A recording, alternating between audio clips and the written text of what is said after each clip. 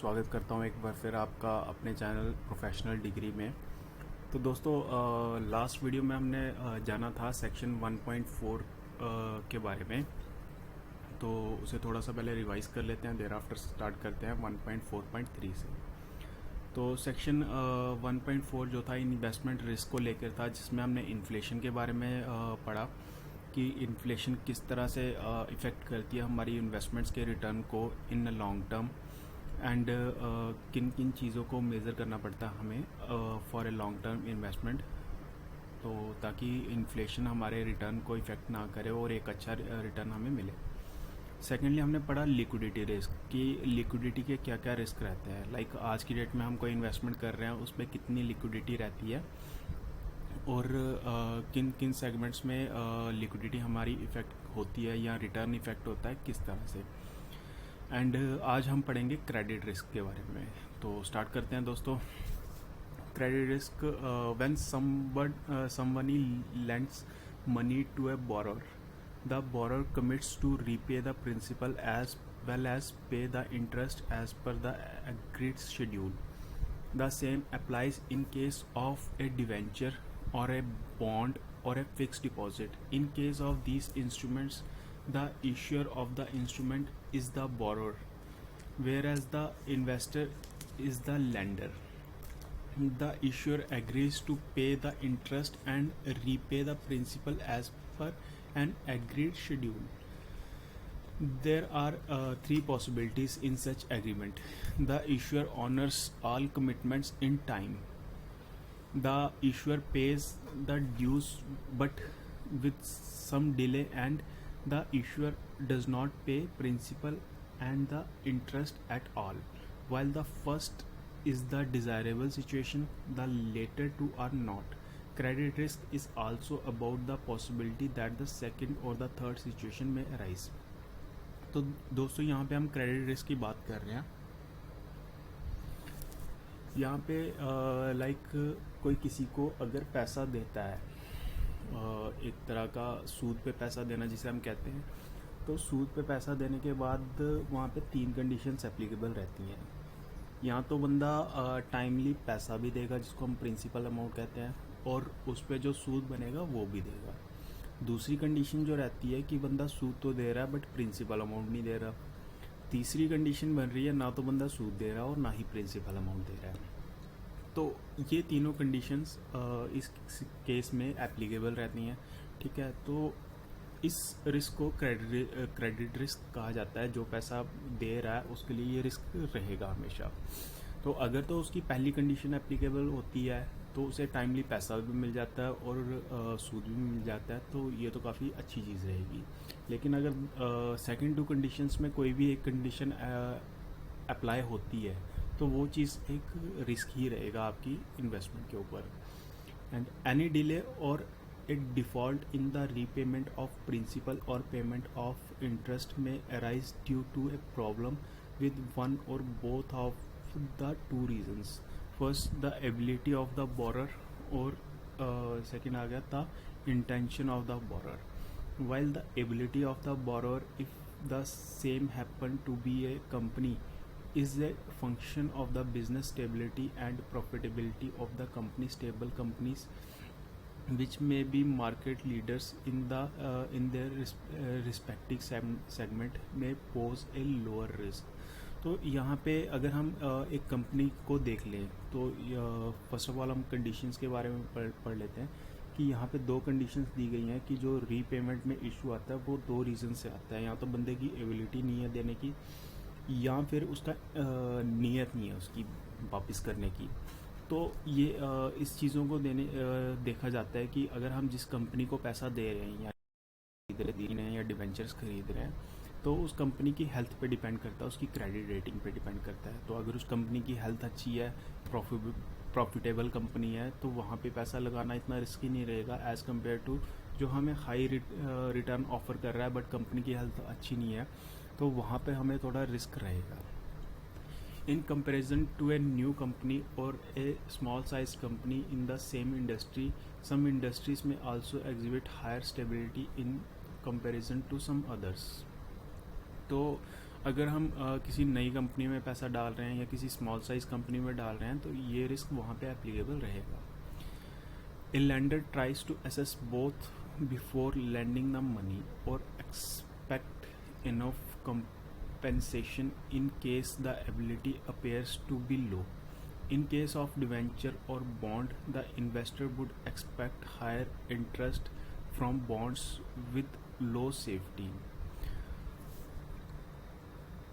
तो यहाँ पे होता क्या है कि जो lender है, अगर उसे लगता है कि कंपनी के साथ कुछ कंपनसेशन हो सकती है, अगर उसकी एबिलिटी कम है, जहाँ पे रिस्क लो रहेगा, तो वहाँ पे वो कंपनसेट करने की कोशिश करता है.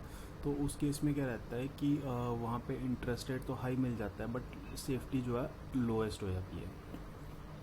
In this context, the bond issued by the government of their own country would be considered to be the safest for investors. Such bonds normally offer the lowest interest rates for the citizen of the country due to the high safety of capital. All the other bonds debentures available in the country would offer a higher rate of interest. तो दोस्तों जैसे government की तरफ से जो bonds वगैरह निकलते हैं उन्हें सेफेस्ट बॉन्ड माना गया है, ठीक है. और उनके जो रेट ऑफ इंटरेस्ट होते हैं वो कम होते हैं. तो उसके कंपेयर में जो कॉरपोरेट्स के बॉन्ड्स रहते हैं उनके रेट ऑफ इंटरेस्ट हाई रहते हैं. तो जो गवर्नमेंट के बॉन्ड्स रहेंगे वो सेफेस्ट रहेंगे as compare to corporates bond. अब नेक्स्ट सेक्शन स्टार्ट करते हैं 1.4.4 market risk and price risk. तो यहाँ पे हम मार्केट रिस्क और प्राइस रिस्क के बारे में पढ़ेंगे.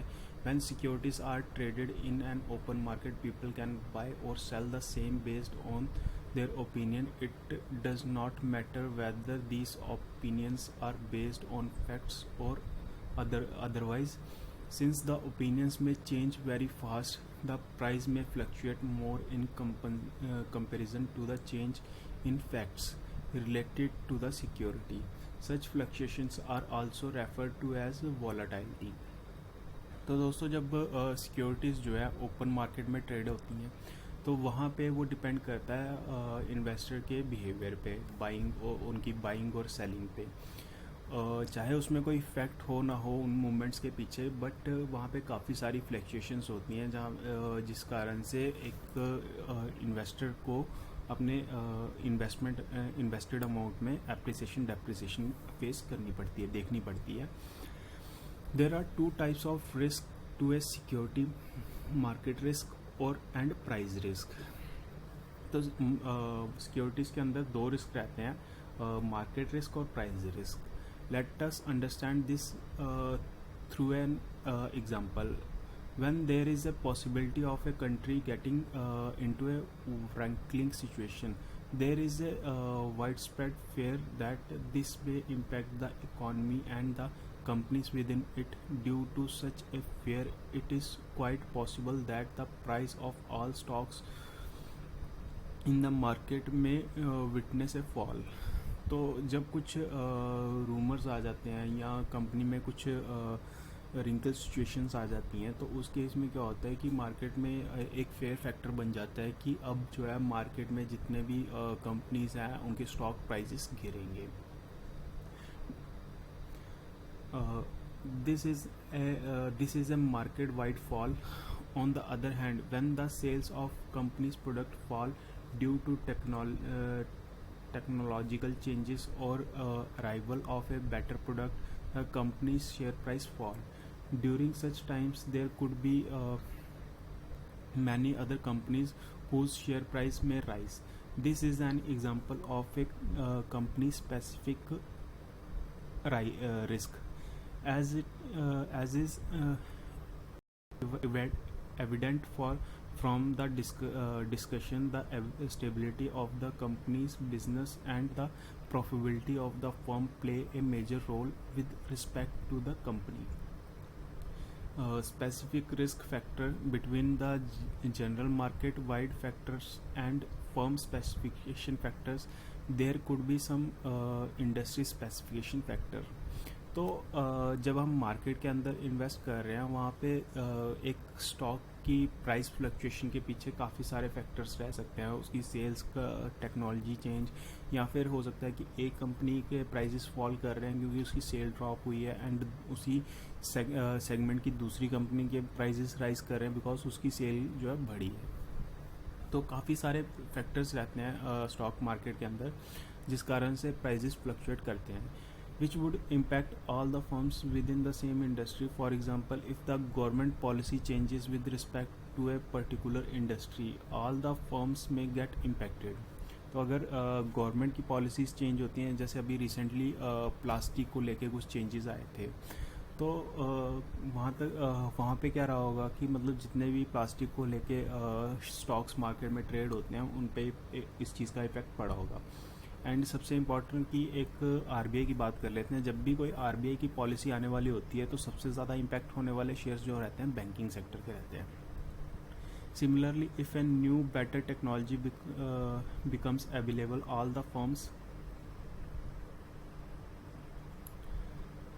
the firms within the same industry that use the old technology may get impacted. This happened when mobile phones started becoming popular. The pager industry totally vanished in less than a couple of decades.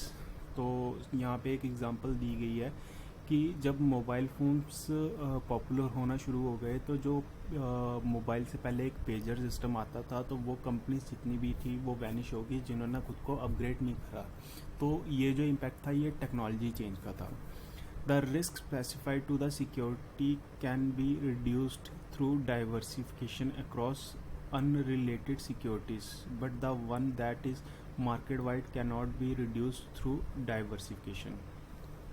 तो जो ये specific securities पे risk रहता है कि एक ही technology पे अगर हम इन्वेस्ट कर रहे हैं तो उस पर जो रिस्क रहेगा उसे हम कम कर सकते हैं अपनी इन्वेस्टमेंट को अलग अलग कैटेगरीज में डाइवर्सिफाइट करके। एग्जांपल के तौर पे बात कर लेते हैं, बैंकिंग को ले लिया या टेक्नोलॉजी को ले लिया या फिर ऑटोमोबाइल सेगमेंट को ले लिया। तो इन 3 कैटेगरीज में अगर हम डाइवर्सिफाइड करते हैं अपनी इन्वेस्टमेंट को तो काफ़ी अच्छा रहता है। एंड नेक्स्ट टॉपिक जो रहेगा वो रहेगा इंटरेस्ट रेट रिस्क को लेके। तो इस टॉपिक को हम अपने नेक्स्ट वीडियो में करेंगे स्टडी। आज के लिए इतना ही दोस्तों, और अगर आपको ये वीडियो अच्छा लगा हो तो प्लीज़ हमारे चैनल को सब्सक्राइब करिएगा। Thank you.